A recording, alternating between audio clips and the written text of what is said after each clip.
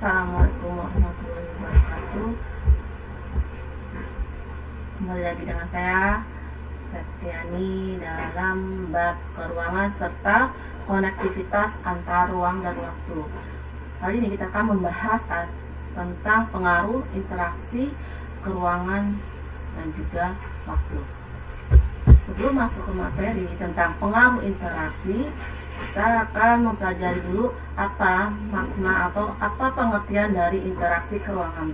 Nah, interaksi keruangan adalah konsep yang memberikan gambaran mengenai adanya kondisi saling mempengaruhi dan ketergantungan antara komponen ruang muka bumi, baik faktor alami, faktor alam dengan manusia, ataupun alam dengan kondisi sosial budaya. Nah, ini interaksi atau hubungan timbal balik antara manusia dengan manusia yang berada di antara ruang satu dengan ruang yang lainnya.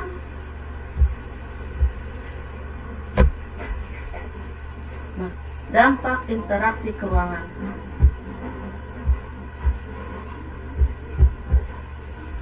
Ya, dampak interaksi keruangan yang pertama itu perkembangan pusat pertumbuhan. Misalnya, jika beberapa tahun yang lalu pusat kota menjadi pusat pertumbuhan karena adanya banyak aktivitas perdagangan di sana, namun karena sekarang aktivitas jual beli bisa dilakukan secara online, pusat pertumbuhan menjadi lebih meluas. Nah, ini bisa kita lihat ya fenomenanya adanya marketplace yang ada di sekitar kita. Nah, karena adanya marketplace tersebut, pusat perdagangan itu makin tumbuh ya, di mana-mana orang bisa menjual barangnya ataupun di mana-mana orang dapat membeli barang dagangan baik yang ada di sekitar daerah mereka ataupun yang ada jauh di sana, baik di dalam negeri maupun yang di luar negeri. Nah, ini pengaruh dari atau dampak dari interaksi keruangan yang pertama. Selanjutnya, dampak interaksi keruangan yang kedua itu perubahan penggunaan lahan. Sebagai contoh, jika di suatu tempat tadinya menjadi pusat pertanian, namun karena pertambahan jumlah penduduk, lahan tersebut kemudian dijadikan sebagai perumahan dan pemukiman. Contohnya yaitu daerah sekitar Jabotabek. Daerah Jabotabek itu dulunya merupakan daerah satelit ya. Satelit dari pusat kotanya itu pusat kota Jakarta, seperti Tangerang, terus Bekasi, Bogor, Depok, itu merupakan daerah satelit yang dulunya mereka itu tidak begitu banyak atau tidak padat penduduk, tetapi karena adanya pergeseran atau perkembangan daerah, maka penduduk yang ada dari Jakarta itu berpindah ke daerah satelit tersebut, sehingga yang tadinya adanya lahan pertanian berubah menjadi lahan perumahan atau permukiman. Nah, itu dampak interaksi keruangan yang kedua. Selanjutnya yaitu dampak interaksi keruangan yang ketiga, yaitu perubahan orientasi mata pencaharian. Jika dulu ketika masih ada banyak lahan pertanian, banyak orang masih memiliki mata pencaharian atau berprofesi sebagai petani. Akan tetapi setelah lahan pertanian semakin menyempit, kebanyakan orang mulai menjadi pedagang. Nah, ini kita juga bisa lihat fenomena masyarakat yang ada di sekitar kota Jakarta. Dan hal ini dulunya mereka mungkin masih ada yang berprofesi sebagai petani, tapi sekarang karena daerah satelit itu sudah mulai tidak terlalu banyak lahan pertanian, maka mata pencahariannya berubah dari petani menjadi pedagang ataupun bisa sebagai karyawan ya, karena sudah banyak namanya pabrik, sudah banyak namanya perusahaan seperti itu. Selanjutnya dampak interaksi yang keempat, yaitu berkembangnya sarana prasarana. Misalnya, jika dulu listrik belum dinikmati oleh seluruh masyarakat, namun karena adanya interaksi antar ruang, listrik kini sudah dinikmati oleh masyarakat lebih luas.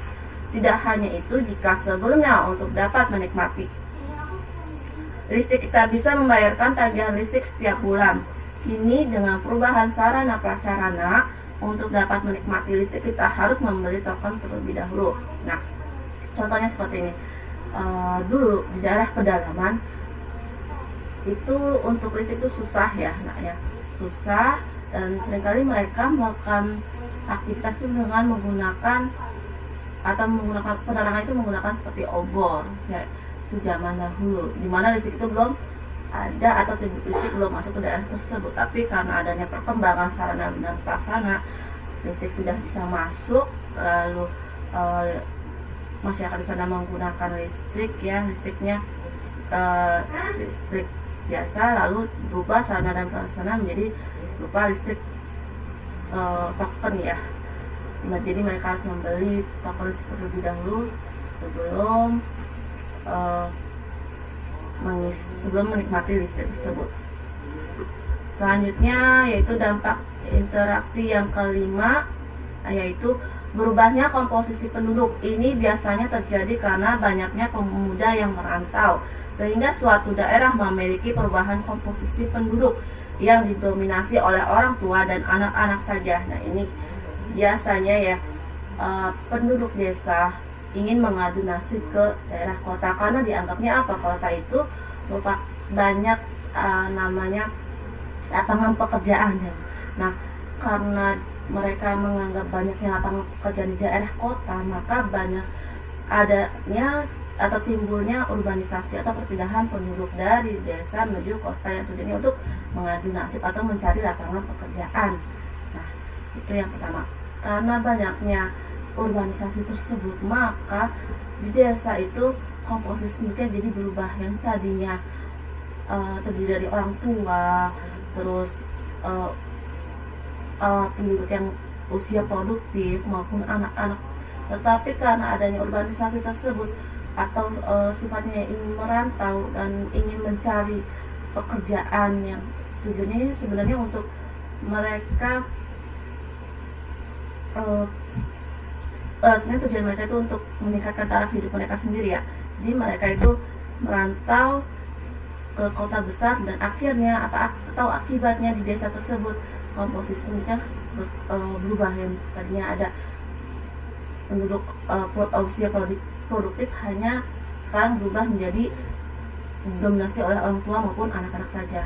Sedangkan dampak interaksi keuangan yang keenam yaitu perubahan sosial budaya. Perubahan sosial budaya ini biasanya terkait dengan kebiasaan di suatu daerah yang dulunya ada sekarang sudah tidak ada lagi atau tergantikan dengan kebiasaan yang baru. Ini contoh seperti ini. Sekarang merupakan era globalisasi ya, di mana-mana masyarakat itu bisa mengakses kebudayaan, sosial budaya yang ada di daerah lain ataupun di negara lain. Nah, akibat globalisasi tersebut adanya perubahan sosial budaya tersebut. Nah, perubahan budaya seperti ini, mereka mengadaptasi atau mengikuti sosial budaya di daerah lain. Itu bisa dalam globalisasi, yaitu mereka bisa lihat dari internet ataupun seperti tadi contoh dampak interaksi yang kelima itu adanya proses urbanisasi yang mereka merantau, akhirnya menetap di daerah perkotaan, lalu sosial budaya mereka berubah mengikuti sosial budaya perkotaan, lalu mereka balik lagi ke desa. Nah, sosial budaya mereka kan berubah dari sosial budaya daerah berubah menjadi sosial budaya perkotaan. Nah, ini merupakan dampak dari interaksi keuangan dan juga waktu. Selanjutnya, perubahan interaksi keuangan dan waktu. Perubahan akibat interaksi antar uang. Interaksi antar uang dapat terjadi dalam bentuk pergerakan barang, orang, maupun ide ataupun gagasan. Pergerakan interaksi antar uang ini dapat berupa perjalanan menuju tempat kerja, perpindahan barang ke daerah pemasaran, migrasi atau perpindahan penduduk atau mobilisasi penduduk, perjalanan wisata, penyediaan fasilitas umum, dan lain sebagainya. Berbagai perubahan sebagai akibat interaksi antar ruang adalah berkembangnya pusat-pusat perkembangan, perubahan penggunaan lahan, perubahan orientasi mata pencarian, sarana dan prasarana berkembang, perubahan sosial budaya, dan perubahan komposisi penduduk. Nah, demikian materi tentang pengaruh interaksi keuangan. Semoga kalian dapat memahaminya. Terima kasih. Wassalamualaikum warahmatullahi wabarakatuh.